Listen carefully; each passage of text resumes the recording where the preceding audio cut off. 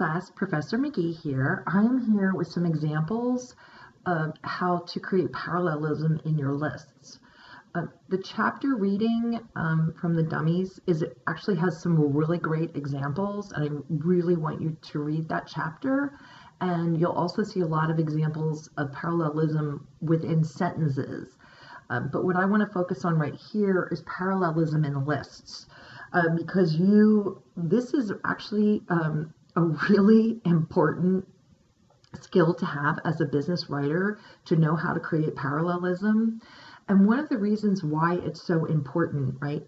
Because it kind of cuts right to the heart of your ability to summarize information and then to present it in a way that really makes it easy for the reader to process. Okay, one of your jobs as a writer is making what you're writing as accessible and clear to your reader as you possibly can. And parallelism is one of the best examples, I think, of that.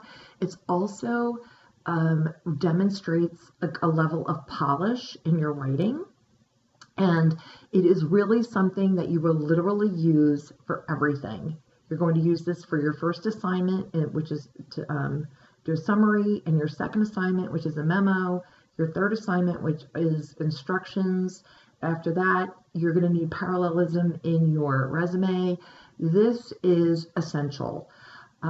PowerPoint presentations, you often see bullets completely misused in PowerPoint presentations. So I want to give you a couple of examples of how you can make lists parallel. So in this first example, the lead-in, because you always want to have a lead-in, and the idea is that whatever the lead-in is, then what is here should kind of finish the sentence. Okay, so key elements of a successful staff flu vaccination campaign include informing employees about the vaccination plan, educating employees about its importance, and employees should be notified about it when they get flu shots. This is not parallel. Okay, the employees, because it breaks. This is the gerund form, like informing, educating, and then we shift to employees. So we have gerund, noun. That's not parallel.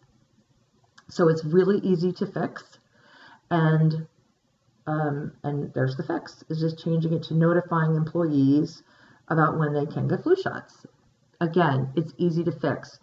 And so you might look at it and be like, oh, well, that's not such a big deal. But it kind of is, because if you're kind of rolling along on a list and then you break the pattern, the reader might not completely know it consciously, but unconsciously they have to work a little harder to sort of fit that one in. So really, parallelism is a way to really, again, make it really easy for our readers. Okay, let's look at this one. My 3 favorite tips for writing faster are, now this is just completely not parallel, okay? Your computer and phone can be huge distractions. Close your social media sites. If you haven't tried it before, give dictation a try, keep writing. So it's kind of all over the place, okay? So they're good tips, but they're just not parallel. So let's make them, let's go with, whenever we can, make it task-oriented.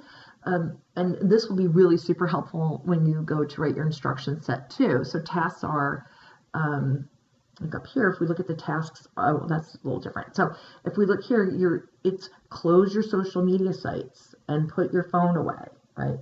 Try dictation, keep writing. So it's like close, try, keep.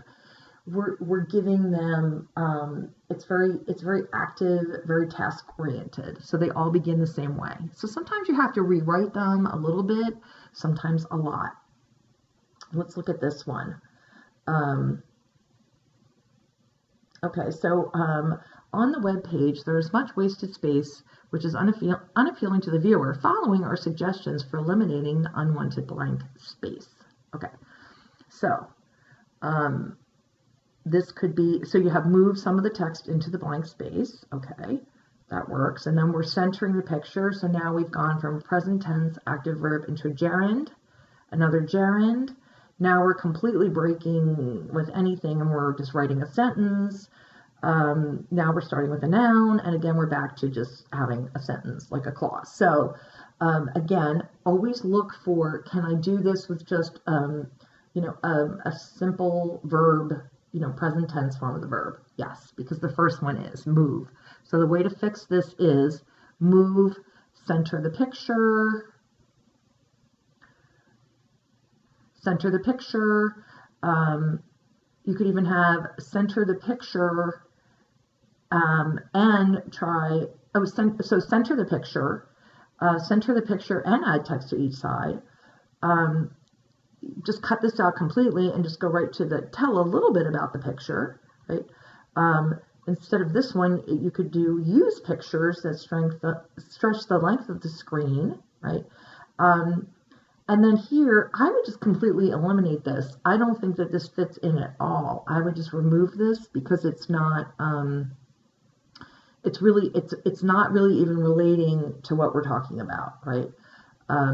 So now this is not the only way to fix this list. You could, following our suggestions for unlimiting the unlimited space, you could have, moving, you could do it in the gerund form, moving some of the text, centering, telling, using. So again, I think you get that. Okay, now I want to show you this next example, which is pretty bad. It's actually I got this from a PowerPoint by a professor, not a Drexel professor, but a professor. And I think this is a really perfect example of why a lot of PowerPoints are just bad. Because people use the bullet points as just paragraphs. Like, this is just a paragraph. This is just a paragraph. Like, this is just like paragraph text. The first two kind of resemble bullet points, but this really does not work. So what I'd like for you to do is I want you to fix this list, okay? You can certainly, I would delete some text and just really make this, work. You're going to have to tweak the opening a little bit. I'm going to give you that kind of clue. But what is brainstorming? Then you could just say brainstorming. You could do it this way. I'll give you the first one, right? Brainstorming. So you're obviously not going to say brainstorming combines, right? So I think the way to go would be to start with combines. Brainstorming combines a relaxed, informal approach.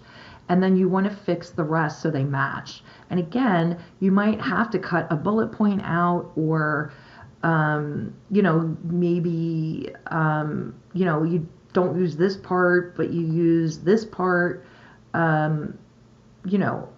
so you're going to have to really fix it, and just take some text away, and, but you can totally do this. You can totally fix this. You don't have to do it from this way.